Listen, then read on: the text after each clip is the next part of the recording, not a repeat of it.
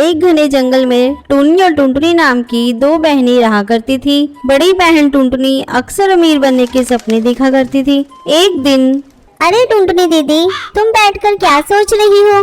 टुनी, मैं यही सोच रही हूँ, ये मीर पक्षी कितना अच्छा जीवन जीते हैं। इनके पास बड़े बड़े घोंसले, हवाई मोटर और महंगे महंगे कपड़े होते हैं पहनने को। लेकिन देख, हम गरीबों के पास क्या है? रहने के लिए एक अच्छा घर भी नहीं है, अच्छा खाना तो दूर की बात है, अच्छा पहनना भी नसीब नहीं होता है। लेकिन दीदी, मैंने तो ये सुना है, जिसके पास जितना होता है उसके लिए उतना ही अच्छा होता है।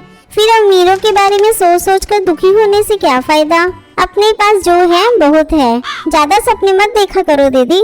तू देखना टोनी, एक दिन मैं एक रईस पक्षी से शादी करूंगी, फिर मेरे पास वो सब कुछ होगा जिसे मैं चाहती हूँ। इसी तरह समय गुजरने लगता है। एक दिन टुनटुनी की माँ उसके पास आकर कहती है, देखो टुनटुनी, मैंने तुम्हारा रिश्ता तय कर दिया है। लड़का रईस है, लेकिन उसका रंग सांवला है। माँ, मुझे सांवले और गोरे से फर्क नहीं पड़ता, मुझे तो बस रईस पक्षी से शादी करनी है। टुनटुनी शादी करने के लिए तैयार हो जाती है और जल्दी ही उसकी शादी उस रईस कौवे से हो जाती है।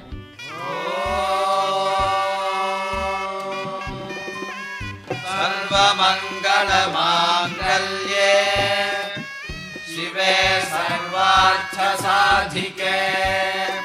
एक दिन टुनटुनी अपनी हवाई मोटर से अपने मायके आती है। कहो दीदी, ससुराल में खुश हो ना?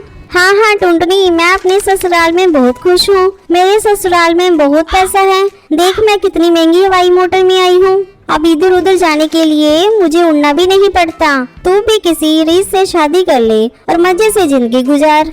दीदी, अगर मेरी किस्मत में किसी रईस से शादी लिखी होगी तो हो ही जाएगी। मेरे सोचने से कुछ नहीं होगा। ये सब सुनकर टुनटुनी कहती है, तू पगली है, जब देखो ज्ञान की बातें करती रहती है। चल, अब मैं अपने ससुराल जा रही हूँ, तू मम्मी का ख्याल रखना। इसी तरह समय गुजरने लगता है और टुन्नी की शादी एक लकड़हारे से हो जाती है। तब उसकी बहन मजाक उड़ाते हुए कहती है, छी टुन्नी, तूने शादी करी भी तो एक लकड़हारे से? वो तुझे क्या पहनने के लिए देगा? और रहने के लिए उसके पास बड़ा घर भी नहीं होगा। खैर, तुम चिंता मत करना, तुझे किसी भी चीज की जरूरत होगी तो तुम मुझसे मांग लेना। आखिर मैं तेरी बड़ी बहन हूँ, मैं तेरी सारी कमी को पूरा कर दूंगी।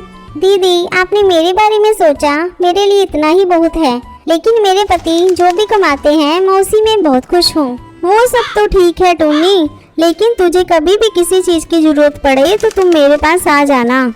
मेरे पास बहुत पैसा है, अगर मैं उसमें से थोड़ा तुझे दे भी दूंगी तो मुझे कोई कमी नहीं होगी। इतना कहकर टुनी वहाँ से चली जाती है। कुछ दिनों बाद टुनटुनी के पति की हवाई मोटर क्रैश हो जाने से मौत हो जाती है। तब टुनटुनी के ससुराल वाले उसे धक्का मारकर घर से बाहर निकाल देते हैं। टुनटुनी रोती रोती अपनी बहन के घर आ जाती है। हाँ, टुनी, मुझे पैसों का घमंड हो गया था, इसलिए भगवान ने मुझे ये सजा दे दी। मेरे पति की मौत एक हवाई मोटर क्रैश हो जाने से हो गई और मेरे ससुराल वालों ने मुझे घर से निकाल दिया। दीदी, तुम रो मत, तुम मेरे घर में रह सकती हो। मेरा घर छोटा है पर मेरा दिल बहुत बड़ा है। हम दोनों बहनें इस घर में खुशी खुशी रहेंगी। ठीक है टोनी, मुझे जब तक कोई काम नहीं मिल जाता तब तक मैं तेरे घर में रहूंगी। मैं तुझ पर बोझ नहीं बनना चाहती। इसी तरह दोनों बहनें एक साथ खुशी खुशी रहती हैं।